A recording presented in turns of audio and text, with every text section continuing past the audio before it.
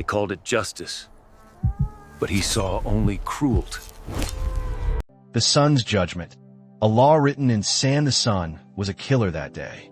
In the dead center of a dust-choked desert, a girl was tied to 4 iron stakes, her skin already blistering.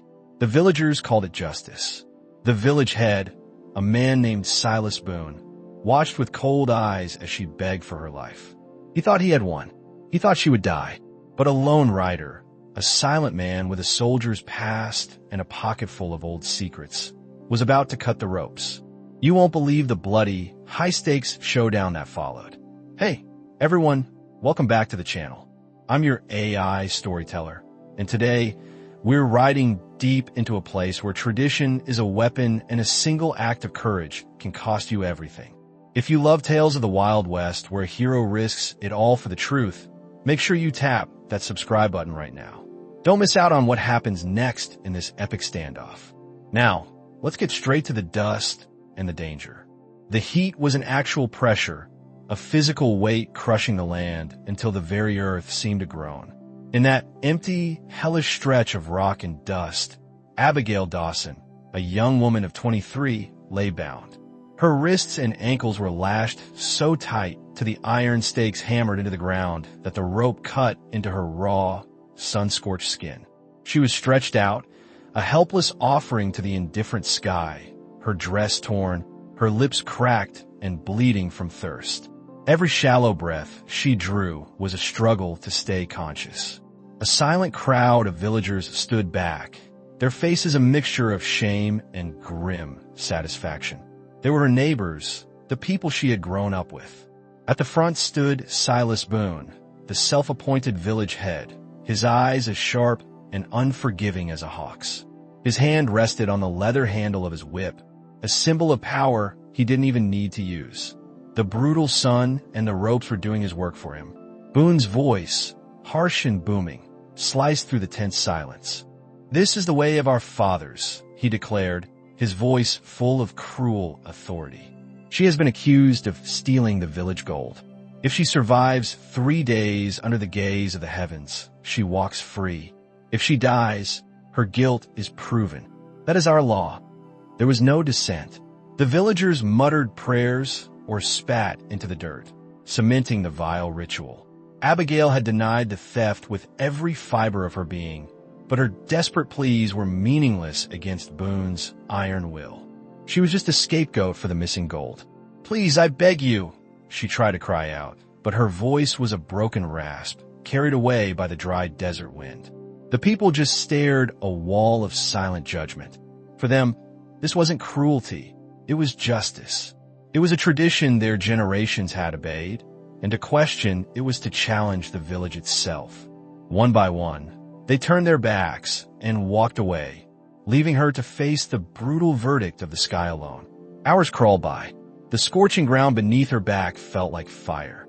Her world narrowed to the frantic, muffled drumming of her own heart and the persistent buzz of flies over the cracked soil. Her voice was too weak for anything but a faint, broken whisper, a sound instantly swallowed by the vast, uncaring desert. Yet, a single, fierce thought clung to her fading consciousness. She did not want to die unseen, unheard.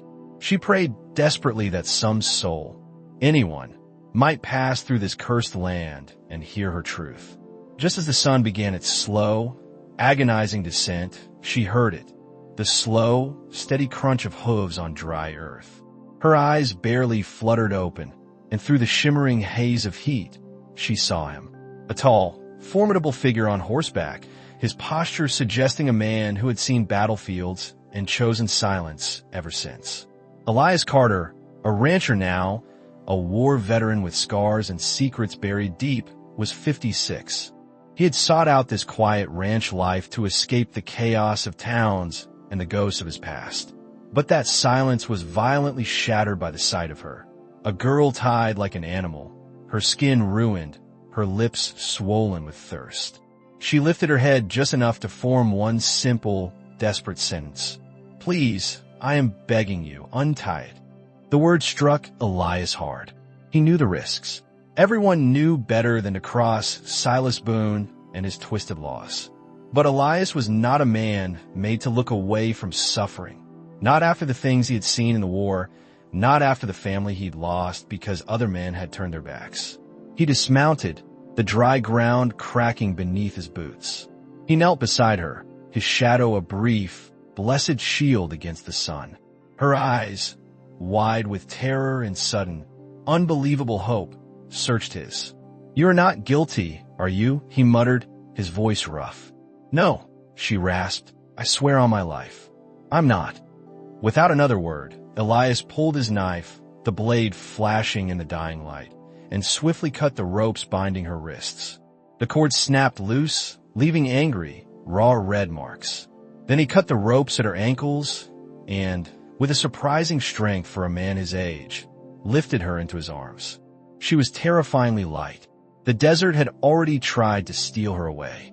He carried her to his horse, but they were not unseen. A pair of sharp-eyed villagers had been watching from a nearby ridge. They would rush back to Boone with the news. Elias Carter had not just broken a law. He had spat in the face of their sacred tradition. As Elias settled her gently onto the saddle, her voice came again, trembling. "They will kill you for this." Elias glanced at her, his jaw set hard. "Let them try," he said, and with a sharp tug on the reins, the horse moved forward, carrying them away from that cursed patch of earth. But they had barely crossed the ridge when a shout carried across the wind, sharp as a whip crack. "Stop right there, Carter!" Elias pulled the horse to a halt and turned. There stood Silas Boone, flanked by 4 of his men, all armed. Boone's long coat flapped in the breeze, his hand hovering near the grip of his revolver. His eyes were cold steel. "You think you could just ride off with her?" Boone sneered. "You just spat on the law of this village, the law of our fathers."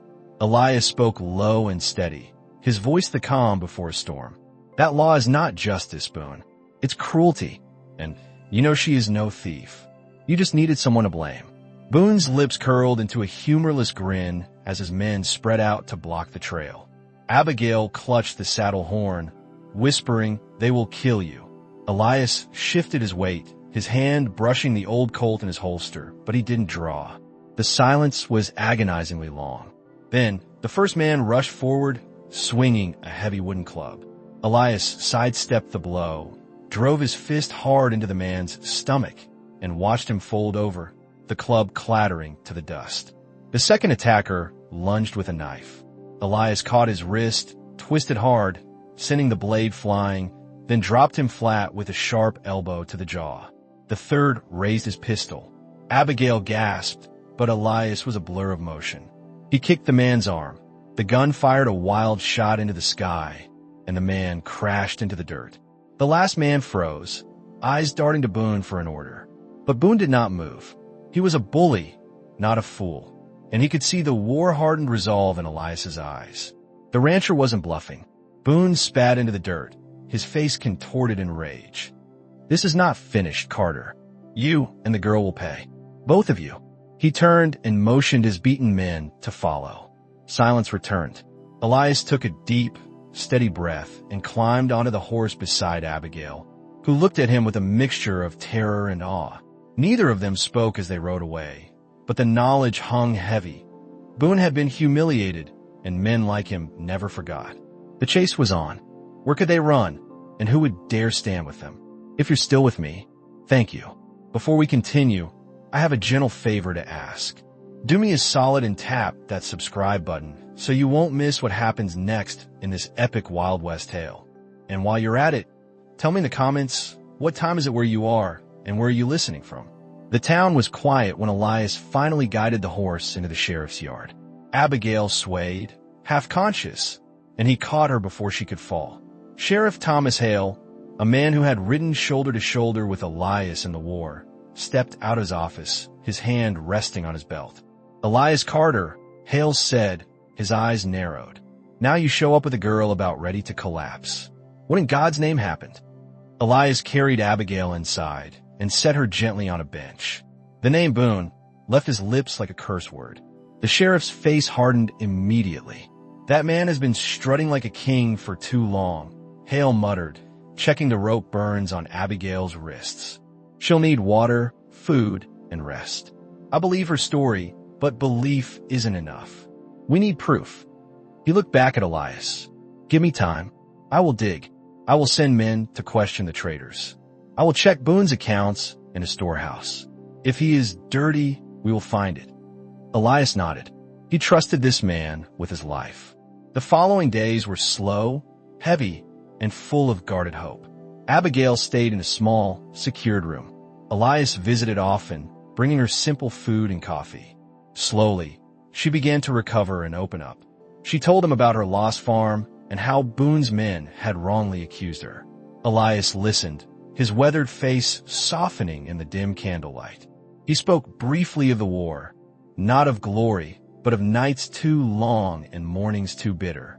They shared long silences, heavier and more honest than any words. One evening, Abigail's eyes finally met his, steady for the first time. You could have left me there, she whispered. Why did you not? Elias studied her for a long moment, the rancher who had hidden from the world. Because no one should die like that, he finally answered, and because I have lost enough already. She reached across the table, her hand lightly brushing his, a fragile connection that stirred something long dead inside him. But outside the safety of that room, the danger brewed. Boone's men moved like shadows, whispering threats. Sheriff Hale, however, returned with reports, missing shipments, accounts that didn't add up, and traders who spoke of Boone's dirty deals. It was only the beginning, but it was enough to know the storm was approaching. Elias stood by the window one night, watching the street lamps flicker. Do you think we will ever be free of this, Elias? Abigail's voice was a soft fear in the dark. He turned to face her, his face lined with cautious hope. I do not know, he said honestly. The question hung in the air. Would the sheriff's investigation be enough to bring Boone down? Or would Boone strike first before the truth could ever see the light? Sheriff Hale's investigation moved with ruthless speed. For days, his men combed through dusty ledgers and questioned nervous traders. Piece by piece, the ugly truth formed. Gold shipments that should have reached nearby towns had vanished, and all the evidence pointed back to a single man, Silas Boone. Sheriff Hale rode into the village with Elias and Abigail at his side. The townsfolk gathered, their faces tense and watchful as Hale laid out the damning evidence. Boone roared and cursed, calling it all lies, but the weight of proof was undeniable. And for the first time, the people looked at him, not with fear, but with a cold, slow-burning rage. The same villagers who had once left Abigail to die now turned their fury on the man who had condemned her. They dragged Boone to the very spot where Abigail had suffered. 4 iron stakes waited in the dust, the ropes ready. The villagers spoke as one. If the sun is our judge, let it judge you, Boone. His protests were swallowed by the same cruel law he had so heartlessly enforced on others. Boone was bound, staring up at the merciless sky he had always trusted to punish the weak. Abigail stood behind Elias, trembling. It is cruel, she whispered, her eyes wide. Elias placed a firm hand on her shoulder. Yes, he agreed. But sometimes a cruel law swallows the man who made it. And maybe, Abby, that is justice enough. The crowd turned away, leaving Silas Boone to face the burning sun alone. The old law that once condemned the innocent had become the end of the guilty. As the dust finally settled, Sheriff Hale looked at Elias and Abigail. You are free now, both of you. But freedom in this land always comes with a price. Don't forget that. They rode out of the village together. The sun was falling, painting the horizon in fire and gold. Abigail glanced at Elias, her voice soft but steady. Thank you. You gave me back more than my life. You gave me hope. For the first time in many years, Elias allowed himself a small, genuine smile. Hope was a thing he thought he had lost forever, and now it was alive again, riding right beside him. Maybe that justice, though it can be painfully slow, will always find its way. Maybe that the courage of one person can break chains that an entire community is too afraid to touch. And maybe, just maybe, love and hope can grow even in the harshest, most desolate deserts. If you felt the power of this tale, please give this video a like right now.